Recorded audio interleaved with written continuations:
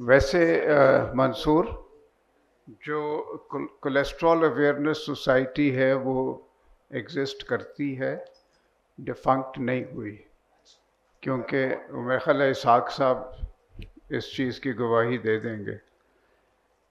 और गवाही के पैसे लगेंगे। बेसिकली मेरा ख्याल है कि there is no problem in starting a new forum, ताकि कोई एंथुजियाज्म हो इसके अंदर।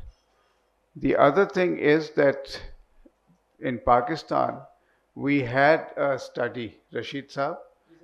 This was the four city study, जिसमें इस्लामाबाद, लाहौर, कराची और कोयटा, हाँ जी, इन्होंने उस पेशावर इन्होंने पार्टिसिपेट किया था, और इसके अंदर जो डेटा है वो पब्लिश्ड है, तो ऐसी बात नहीं है। 4S के बाद आया था सर। मैंने ये नहीं कहा कि नहीं हुई, बल्कि मैंने कहा बहुत कम स्टडीज हैं और ये इस स्टडी को आगे बढ़ाना है। और ये स्टडी बड़ी अच्छी स्टडी थी, ये 4S के बाद एग्जैक्टली आई थी। तो आई थिंक आपका टाइम खत्म हो जाएगा तकरीर का।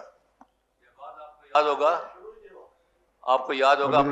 अभी तो शुरू नहीं हुई। Shahbaz, let me clarify on cholesterol awareness society. I agree with you, ये 90s में बनी थी, उसमें अबू बकर साहब थे, समद साहब थे, मैं था, आप थे, शरियार साहब भी थे उसमें, लेकिन वो डॉर्मेंट हो गई है। अब आपका अगर अकाउंट बैंक में 6 महीने ना आप ऑपरेट करें तो डॉर्मेंट हो जाता है, तो वो सोसाइटी इस वक्त डॉर्मेंट है। तो अब रशीद साहब ने एक नई फोरम को आया किया है, सो वी डोंट से कि वो नहीं थी but it's not active anymore. हम इमाम साहब के पीछे अल्लाह अकबर डॉर्मेंट होगी। What I'm going to do today is give an overview of dyslipidemia, but I'll concentrate more on what is the problem as far as atherosclerosis is concerned, and then give you a case study where I have seen that the increased LDL resulted in the atheromas in all the vessels of the body, which will give a direct evidence that LDL must be reduced.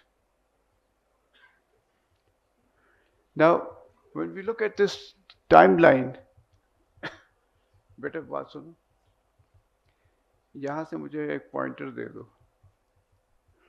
I talked with Akhtar and he said that Sunday is going to be a very relaxed day, so you can actually have more time. नहीं, ये तो काम नहीं। हाँ।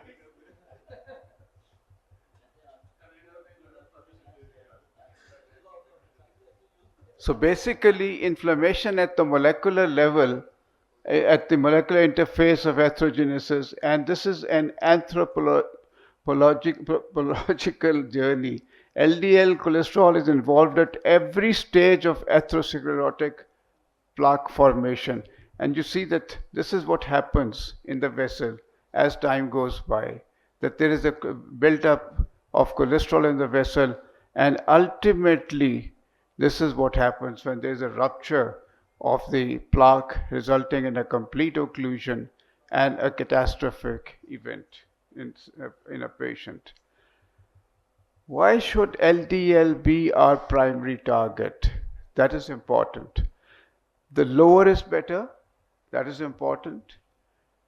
And I remember when I started practice, the level of cholesterol that we used to get from the National Institute of Health, Mansoor, was 250. This was the total cholesterol at that time. Yeah, 300, but that was 250. And the drugs available to us were Atromid S and cholestyramine. Yeah, and cholestyramine. And cholestyramine, I remember in Dr. Malik's ante-room, there used to be those big packets there for research purposes. So we had the awareness that we need to reduce cholesterol, and it must be done. the lower is better. This is important. And the other important point is that the longer, you see, because if it is not a one-time reduction, it has to be over a period of time, all along. There is a cumulative effect of LDL. If it starts in the infancy and the LDL level is high throughout life, this is what is very dangerous. So we need to have it. The new meme which I introduce here is the earlier you reduce the LDL, the better it is. So earlier, lower and longer. This is important. And then we have combination therapies. We also had some presentations on other drugs yesterday, but we have a good combination that is available to us to reduce the LDL level. And then we can also talk about the guidelines or discuss them. Now this is the journey that we have all seen. Some of us have actually followed it. This is in an acute coronary setting. Initially, when there was no coronary care unit, and actually when Eisenhower had a heart attack, that was the time there was no electrocardiogram even available to the President of the United States of America nearby. It had to be brought to the White House, and then a ECG was done in that case. And from there started the development of cardiology. If a patient had a heart attack and survived it at home and went to the hospital, 50% of the time he or she did not come out alive. But with the passage of time, with the introduction of coronary care unit, the use of the beta blocker, the mortality and mortality started reducing, and morbidity also improved. Then you had in the 70s and 80s angioplasty, which improved the survival in these patients. And then you had the implantable defibrillators, also resulting in a reduction of cardiac death, which was very common in these patients. So what we have seen, this is the journey in acute heart incidents, where patients who come with a heart attack, they have started to survive more and more. And now when the patients come to the hospital, nearly 90% of them come out of the hospital alive. They may still be having the effects of the infarction, and then you have to have secondary prevention, and you have to actually see whatever the sequelae of the heart attack is, and ultimately you are going to manage them accordingly.